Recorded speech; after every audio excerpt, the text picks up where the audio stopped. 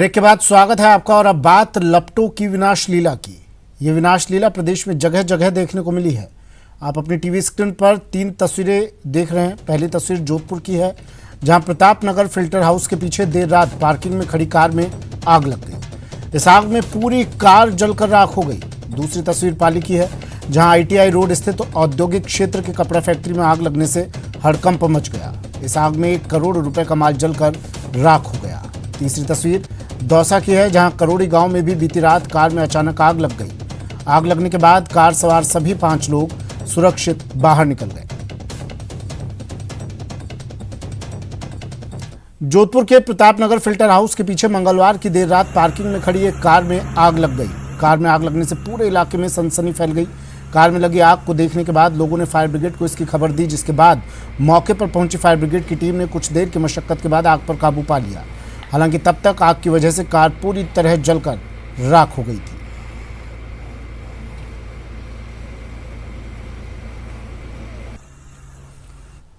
पाली के ITI road स्थित औद्योगिक क्षेत्र के कपड़ा फैक्ट्री में आग लगने से हड़कंप मच गया। बताया जा रहा है कि फैक्ट्री में आग लगते ही इसमें मौजूद सभी मजदूर और कर्मचारी बाहर निकल गए थे। इस वजह से किसी को चोट तो नहीं आई। आग लगने की खबर पर फायर ब्रिगेड के कर्मचारी मौके पर पहुंच गए थे और उन्होंने आग बुझाने की कोशिशें शुरू कर दी, लेकिन उनके यहां पहुंचने से पहले ही कपड़े की फैक्ट्री पूरी तरह से आग की चपेट में आ गई थी और इसमें रखा करीब 1 करोड़ रुपए का माल जलकर राख हो चुका था।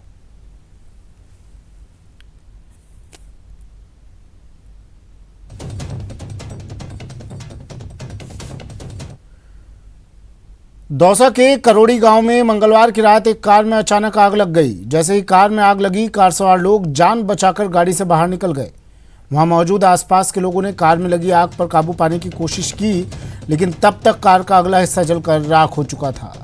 बताया जा रहा है कि करौली के मोनापुरा गांव के रहने वाले कुछ लोग शादी समारोह में भाग लेने के लिए दौसा के कंचनपुरा गांव में आए थे और फिर वापस मोनापुरा जा रहे थे। इसी दौरान करोड़ी गांव के समीप चलती गाड़ी में आग लग गई। गनीमत ये रही कि आग लगने के बाद कार सवार सभी 5 लोग सुरक्षित बाहर निकल गए।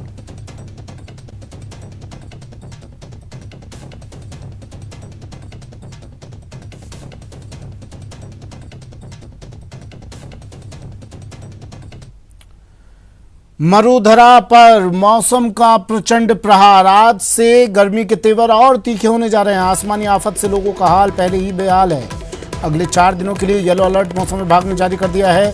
भरतपुर, धौलपुर, झुंझुनू, बाड़मेर में हीट वेव के आसार भी जताए गए हैं। जोधपुर, जैसलमेर, बीकानेर, चूरू, श्रीगंगानगर में भी हीट वेव चलेगी। आज तापमान में 1 से 2 डिग्री बढ़ोतरी की भी मौसम विभाग ने संभावना जताई है। यानी अभी इस गर्मी की तपिश से सूर्य देवता आग उगल रहे हैं और इस तपिश से अभी कुछ दिन और 2-4 प्रदेशवासियों को होना पड़ेगा।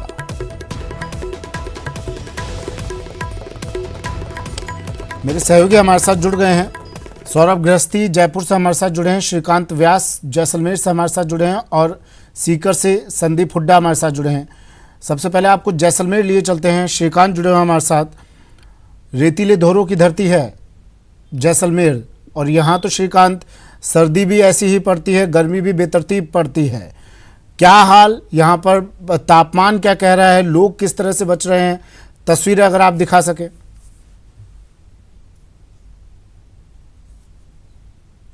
जी, मैं आपको बता दूं कि लगातार गर्मी जो है वो अपने तीखे तेवर तेज करती जा रही है। जहां पहले पारा 40 और 42 के बीच था, तो वहीं कल अधिकतम तापमान 44.4 रहा। तो आज भी जो है वो तापमान लगातार बढ़ता नजर आ रहा है। 45 के आसपास जो है वो पारा पहुंच चुका है और ये लगातार बढ़ती गर्मी अब लोगों को परेशान करने लगी है। धूप जो है वो तेज है, साथ ही साथ रेत जो है सबसे ज्यादा गर्म जल्दी होती है और ठंडी भी। तो इसी का कारण है कि रेगिस्तानी इलाके जैसलमेर में गर्मी भी उतनी ही बेतरतीब पड़ती है जितनी सर्दी, और गर्मी के लिए तो ये मशहूर है। मैं कुछ तस्वीरें भी दिखाना चाहूंगा कि जो है गर्मी से लोग किस तरह जो है वो त्रस्त नजर आ रहे हैं। तो लगातार बढ़ती गर्मी जो है वो अब सड़कों पर भी देखने को मिल रही है। सड़कों पर जो है वो सन्नाटा सा पसरा नजर आता है, इक्का दुक्का लोग यहाँ से निकलते हैं। बाकी जो ये रास्ता है ये व्यस्तम रास्ता है, यहाँ पर सारी बैंक्स है, साथ ही साथ आगे जो है वो यहाँ पर कई मंदिर भी है, तो लोग जो है दिन भर जमावड़ा उनका रहता था। लेकिन जिस तरह से गर्मी बढ़ी, देखिए लोग जो है वो मुंह पर कपड़ा बांधकर और गर्मी से बचने का प्रयास करते हुए नजर आ रहे हैं। कुछ लोग जो है वो इक्का दुक्का लोग अगर निकल भी रहे हैं जरूरी कार्यों के लिए है, बाकी सर पर हेलमेट कहीं ना कहीं गर्मियों में ही अधिक देखने को मिलता है, क्योंकि गर्मी से जो बचा हो सके। जो लोग गाड़ियों में निकल रहे हैं वो लोग वातानुकूलित जो है वो गाड़ियां हैं उन्हीं में बाहर निकल रहे हैं, बाकी इक्का दुक्का लोग जो है वो अगर बैठे भी है तो छाया के देखिए जो है छाव का कहीं ना कहीं सहारा ले रहे। लगातार जो है वो गर्मी से आमजन परेशान है, और ये जो हरे भरे पेड़ है यही जो है छाव देते नजर आते हैं। लेकिन जैसलमेर एक ऐसा इलाका है जहां पर गर्मी बेतरतीब पड़ती है, और ये गर्मी जो है वो लोगों को परेशान भी करती है। हमारे साथ यहाँ पर कुछ लोग हैं, उनसे भी बातचीत करने का प्रयास करते हैं, किस तरह से जो है वो इन दिनों जैसलमेर में लगातार पारा 40 के पार, आज 44 के पार है। बहुत गर्म है और हमारे जैसे लोगों के लिए तो बहुत दिक्कत है। हम एसी से उठ के बाहर धूप में आते हैं और धूप से वापस एसी में जाते हैं, तो मुझे लगता है कि हमारी खुद की तबीयत खराब हो रही है और लोगों के लिए सचमुच में हाल बहुत ही यही है। दिक्कत हो रही है। कमोबेश पूरे सूबे का मरुधरा में आग बरस रही है और लोग बेहाल हैं। सीकर लिए चलते हैं आपको। संदीप हुड्डा मेरे सहयोगी सीकर से हमारे साथ जुड़े हुए हैं। शेखावटी में भी संदीप कुछ हालात तो यही है, वहाँ भी सर्दी पड़ती है तो वो भी प्रचंड पड़ती है और गर्मी भी ऐसी ही होती है वहाँ पर शेखावटी इलाके में।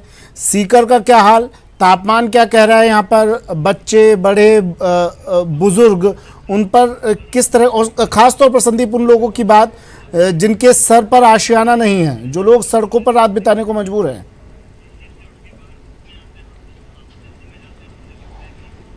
हाँ जी बिल्कुल। देखिए सुमित, अगर सीकर जिले की बात की जाए तो कल का जो तापमान था अधिकतम वो 43.5 डिग्री था।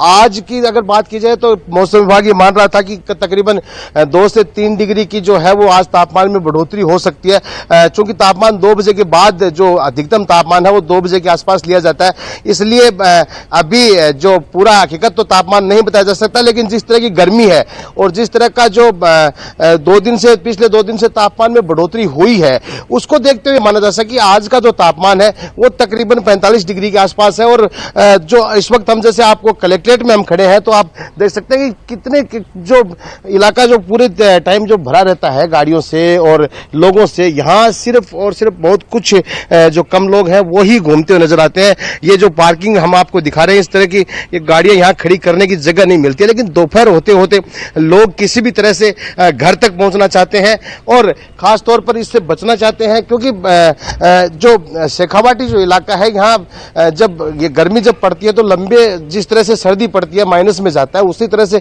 गर्मी जो है वो भी इसी तरह से तेज पड़ती है। तो पिछले 2-3 दिन से जो लगातार तापमान में जो बदलाव और बढ़ोतरी हुई है उसको देखते हुए अब जो अगले जो 3-4 दिन है उसमें यह माना जा सकता है कि हीट वेव भी चलेगी और तापमान में लगातार बढ़ोतरी भी होगी। दूसरा, लोगों की अगर बात करें सुमित, तो सबसे ज्यादा जो लोग इस वक्त जो परेशान हैं वो बिजली कटौती की वजह से परेशान है, क्योंकि जो गांवों की बात करें तो गांव में तो 4 से 5 घंटे तक जो है वो बिजली कटौती हो रही है और शहरों में भी कमोबेश यही हाल है। तो एक तो गर्मी का असर है, दूसरी तरफ जब अगर बिजली नहीं रहेगी तो सौरभ गृहस्थी जुड़े हुए हैं जयपुर से।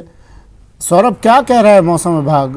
संदीप जो कह रहे हैं बिजली कटौती से तो लोग परेशान है ही, और ये गर्मी की तपिश ये परेशान कर रही लोगों को। मौसम विभाग क्या कह रहा है? पिछले कुछ दिनों में तो मौसम बदला था, कुछ जगहों पर बारिश भी हुई थी। कितने दिन और बर्दाश्त करना पड़ेगा इस मौसम को? कब राहत की फुहारें बरसेगी?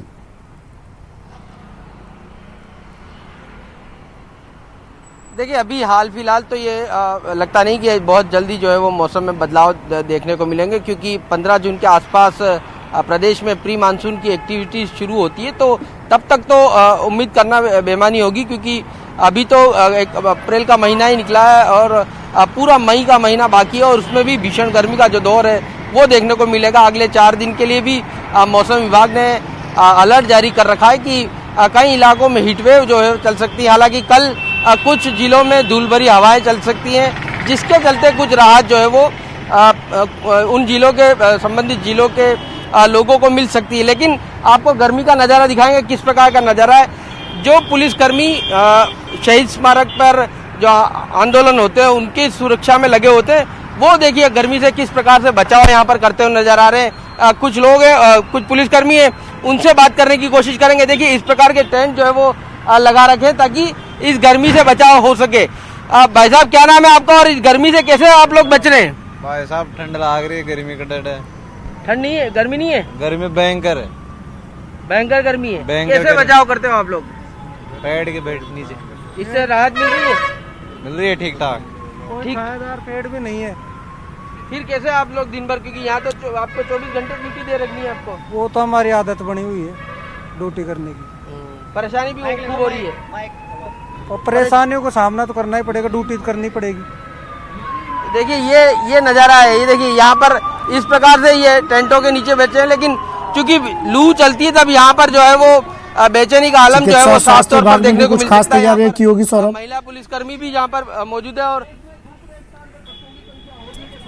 देखिए यहाँ पर इस प्रकार के कोई इंतजाम नजर नहीं आ रहे। हालांकि एम्बुलेंस जो शहीद स्मारक पर आंदोलन के मद्देनजर होती है वो यहाँ पर मौजूद है, लेकिन उसके अलावा किसी प्रकार से राहत इनको नहीं मिलती, क्योंकि यहाँ पर इनको ड्यूटी जो है वो हमेशा देनी होती है। तो यहाँ पर दिन भर बैठे रहना इस भीषण गर्मी के बीच में इनके लिहाज से भी चुनौती भरा है। और जिस प्रकार की गर्मी इन दिनों देखने को मिल रही है अभी फिलहाल जयपुर में। ठीक है, शुक्रिया सौरभ तमाम जानकारी के लिए, तस्वीरें दिखाने के लिए। संदीप, श्रीकांत, आपका भी शुक्रिया। चिकित्सा विभाग भी, विशेषज्ञ भी कह रहे हैं कि इस वक्त पर आप जितना कम हो सके घर से बाहर निकलिए और शीतल पेय पदार्थों को ज़्यादा से ज़्यादा उपयोग में लीजिए। बढ़ते अगली खबर की ओर। एक तरफ तो सूर्य देवता की मार, गर्मी की मार, भीषण प्रचंड आसमान आग उगल रहा है, दूसरी तरफ बिजली संकट। मरुधरा में बिजली संकट पर भी मैराथन मंथन अब चल रहा है। राजधानी के विद्युत भवन में एक बैठक चल रही है, अहम बैठक।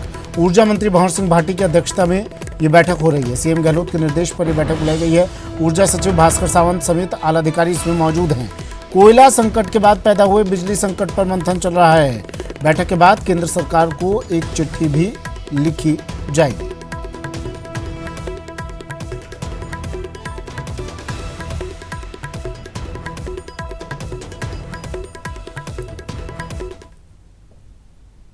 प्रदेश में बिजली संकट के लिए बीजेपी ने सरकार के मिसमैनेजमेंट को जिम्मेदार ठहराया है।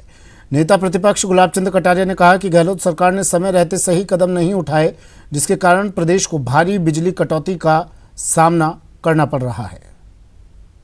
छत्तीसगढ़ जाकर के मुख्यमंत्री से मिल भी आए और उसके बाद भी केंद्र से भी जाकर के मिल आए, लेकिन इस समस्या का समाधान उनसे हो नहीं है। उसका कारण क्या है? ये समय पर पेमेंट नहीं करते हैं, इसके कारण से कोई इनको देने को तैयार ही नहीं होता है। सबसे बड़ी जो संकट है ये है, इनकी क्रेडिट ख़त्म हो गई। बाकी राज्यों की भी कमियां तो आती है, लेकिन उनकी इतनी ज़रूर है कि उनका पेमेंट हो जाएगा। लेकिन राजस्थान के बारे में पिछले कुछ लंबे समय से ये सोच में आ गया कि राजस्थान का पेमेंट हो जाए, ये कोई संभव कम। बिजली संकट पर सतीश पूनिया ने सरकार को घेरा और ट्वीट कर कहा कि गहलोत जी, आपकी सरकार की अदूरदर्शिता का एक और नमूना देख लीजिए। क्या हमें पता नहीं होता कि गर्मियों में बिजली की मांग बढ़ेगी? बिजली काट देना सबसे आसान उपाय है नाकामी छुपाने का।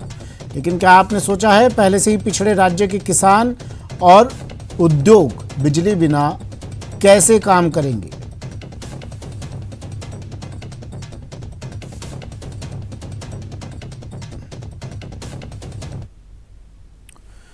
करौली में 2 अप्रैल को आयोजित नव संवत्सर बाइक रैली पर पथराव मामले में फरार चल रहे आरोपियों की गिरफ्तारी के लिए प्रशासन की ओर से सख्ती बरती जाने लगी है। करौली पुलिस ने इस मामले में 4 आरोपियों की संपत्ति कुर्क करने की कार्रवाई शुरू कर दी है। जिन 4 आरोपियों की संपत्ति कुर्क करने की कार्रवाई शुरू हुई है उसमें नगर परिषद के पूर्व सभापति राजाराम गुजर, हिंदू सेना प्रदेश अध्यक्ष साहब सिंह गुजर, मतलूब अहमद और अंची शामिल हैं। पुलिस ने इस मामले में अब तक 29 आरोपियों को गिरफ्तार कर जेल भेजा है, जबकि 2 नाबालिगों को भी निरुद्ध कर बाल सुधार गृह भेजा है।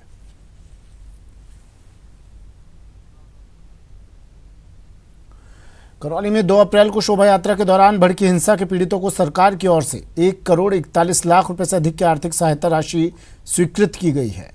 उपद्रव में 45 घायल और आर्थिक नुकसान झेलने वाले 69 लोगों को आर्थिक सहायता स्वीकृत की गई है।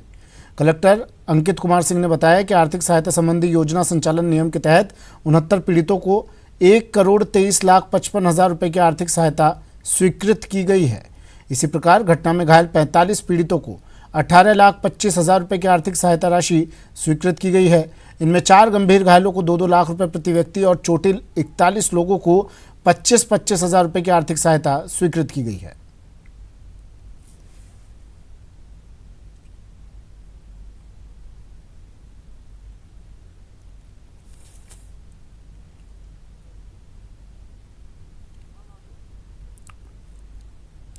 राजस्थान ईस्टर्न कैनाल परियोजना को लेकर प्रदेश में सियासत थमने का नाम नहीं ले रही है।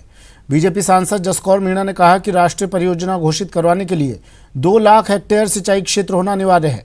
उन्होंने कहा कि मुख्यमंत्री बोलते हैं लेकिन ये नहीं सोचते कि इस परियोजना के लिए नियम और शर्त क्या है। वहीं प्रदेश के चिकित्सा मंत्री प्रसादी लाल मीणा का कहना है कि मुख्यमंत्री ने अनेकों बार इस परियोजना को राष्ट्रीय परियोजना घोषित करवाने के लिए केंद्र सरकार को पत्र लिखे हैं। ऐसे में भारत सरकार को इस पर एक्शन लेना चाहिए। उन्होंने कहा कि भारत सरकार इस परियोजना को राष्ट्रीय परियोजना घोषित करती है तो बहुत अच्छी बात है, वरना राजस्थान सरकार अपने स्तर पर ईआरसीपी पर काम करेगी।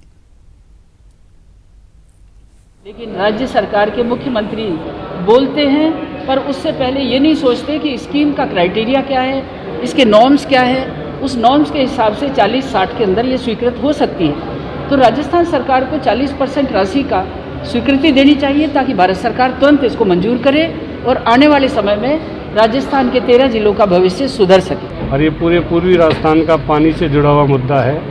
भारत सरकार को इसमें तुरंत ही एक्शन लेना चाहिए और भारत सरकार नहीं भी करेगी तो हमारे सीएम ने कह दिया 10,000 करोड़ 9,600 करोड़ अभी दे दिया। अगर भारत सरकार इसको एक्सेप्ट नहीं करे तो हमको तो करना ही है।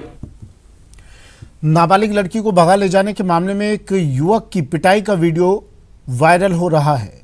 इस वीडियो में युवक दर्द से चीखता नजर आ रहा है, जबकि उसे पीट रहे लोग रुकने का नाम नहीं ले रहे। ये मामला जालोर के सांचौर इलाके का है।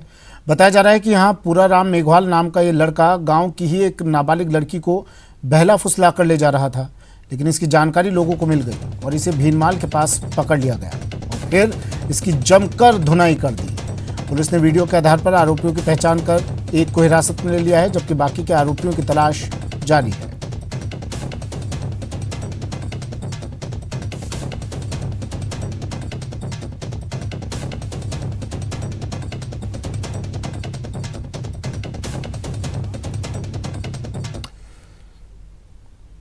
दौसा के बांदीकुई में कॉलेज स्टूडेंट अनमोल अरोड़ा का अब तक सुराग नहीं मिला है। किडनैपर्स की तलाश में पुलिस जगह जगह दबिश तो दे रही है, लेकिन ना तो पुलिस को अभी तक कोई ठोस सुराग हाथ लगा है और ना ही किडनैपर्स के बारे में अभी तक कोई जानकारी हाथ लगी है। इधर अनमोल अरोड़ा के परिजनों का रो रो कर बुरा हाल है और छात्र के परिजनों का सब्र का बांध अब टूटने लगा है। उन्होंने आकर के मुझे बताया है कि उसको किडनैप कर लिया गया है। काफ़ी हमने कोशिशें करी लेकिन वो हमारे हाथ से निकल चुके थे। वो प्रशासन का भी पूरा हमको सहयोग रहा। 7-8 टीमें जो है वो काम कर रही हैं और विभिन्न जो इसके आयाम हैं, एंगल्स हैं, उन सबको हमें ध्यान में रखते हुए हम हमारे जो है अनुसंधान को जो है हमारी जांच को आगे बढ़ा रहे हैं और हमें उम्मीद है कि जल्दी ही हम इस मामले में जो है बच्चे को सकुशल दस्तयाब करने में सफल होंगे। कोटा में आवारा कुत्ते आए दिन मासूम बच्चों को निशाना बना रहे हैं। इस बार कुत्तों ने पीएचडी कैंपस में क्रिकेट खेल रहे बच्चों को निशाना बनाया।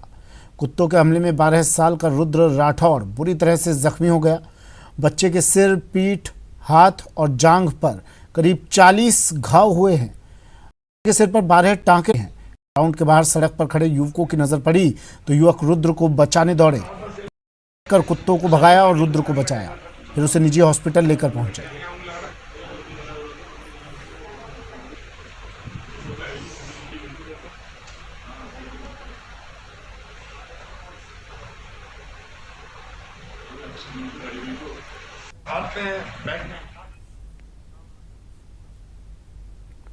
चलिए, बुलेटिन में फिलहाल इतना ही। दीजिए इजाजत। नमस्कार।